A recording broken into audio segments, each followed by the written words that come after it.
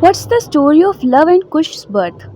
When he abandons her, Ram does not know Sita is pregnant. One version of the story goes that Sita goes to Valmiki's ashram and stays there where her two sons, Love and Kush, are born. Another version says that only one child, Love, is born. One day, Sita leaves the toddler in Valmiki's care in the ashram and goes to the river to bathe. Valmiki is distracted as he is composing the Ramayana, and the boy vanishes. He goes looking for him, and when he can't find him, in a panic, he creates another child from the kusha grass using a mantra. He names this child, who looks exactly like Love, Kush. Sita returns, having found the wandering Love, and sees his look-alike in Valmiki's lap. They live in the jungle where Sita teaches the children Agri. As instructed, she has not told anyone that she is Ram's wife, but she wants her children to hear good things about Ram. So Valmiki teaches them his poem, the Ramayana.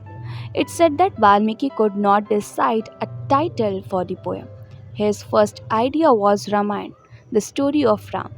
Another was Pulatsya Vadham, that is, the destruction of the Pulatsya Vansh, to which Ravan belonged.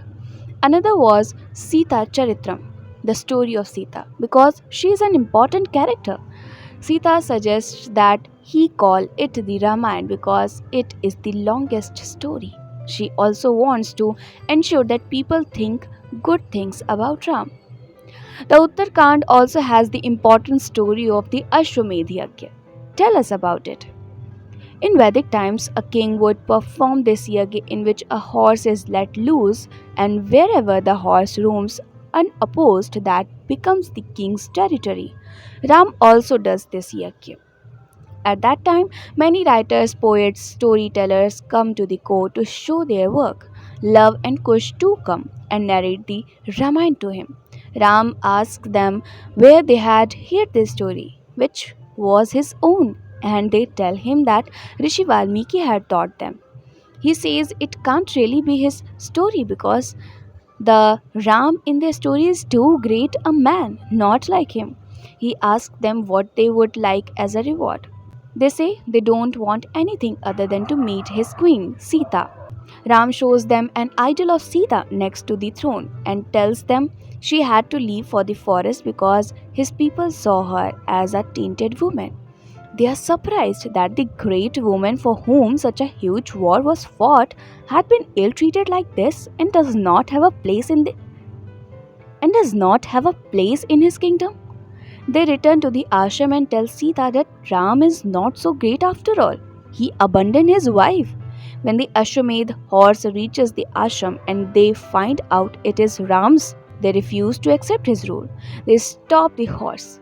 In the ensuing battle between Ram's army and the boys, Ram's army, including his brother and Hanuman, is defeated.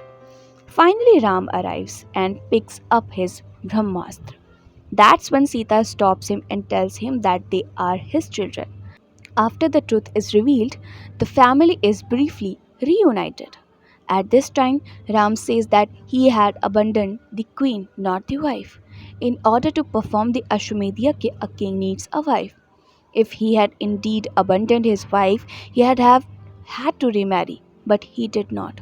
Instead, he installed a gold idol of Sita. Gold is a pure metal, so Ram believed his wife was pure, but the rules of Raghukul dictated that his reputation remain untarnished at all costs. People think this would be a happy ending and request her to return to the kingdom. Sita says she does not want to live in a kingdom where reputation was more important than love. I have raised two good, strong children who have proved their worth by defeating even Ram's army, she says. So let them go with their father, and I will go back to my mother. At that, the earth, her mother, opens up and takes her in. This is how Sita departs. Does the Uttarkand end here? There are many stories in the Uttarakhand, but basically, once Sita is gone, Ram rules for a few years more until his children grow up. He then takes Jal Samadhi as he cannot live without Sita. He walks into the Saryu river and never returns. In the Uttar Ramayana, Ram had beheaded Rishi Shambhuk. Is this story caste related? A story goes that one day a Brahmin comes into the king's court carrying his dead son and says that there is no dharma in Ram Rajya, that his son died before him when it should be the other way around. When Ram asks Narad how this could happen, Narad says that every yuga has a different system. In the Kriti Yuga, only Brahmins could become sannyasis. In the Treta Yuga, Kshatriyas too could become sannyasis. In the Dwapar Yuga, even Vaishyas could become sannyasis, and in Kali Yuga, everyone can become a sannyasi. Ram is in Dwapar Yuga, and a Shudra Rishi Shambhuk has become a sannyasi, thus upsetting the system and casting problems. Ram wonders why there would be a problem if a Shudra takes sannyas. Narad explains that there is now imbalance in the system, and as a king, it is Ram's duty to restore the balance.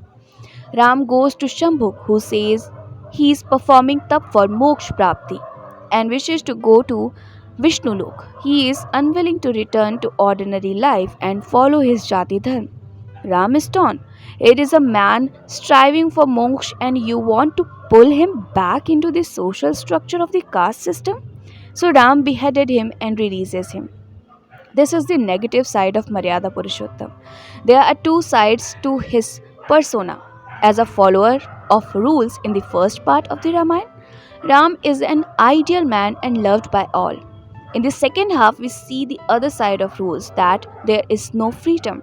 When rules become too rigid and the order of society is made paramount, many people get crushed like Sita and Shambhu. This story is for future kings and rulers to understand the negative aspect of unbending rules. So, this is it for today. I'll be back with part 30, Yayati, in my next video. Till then, keep listening beautiful stories and keep smiling.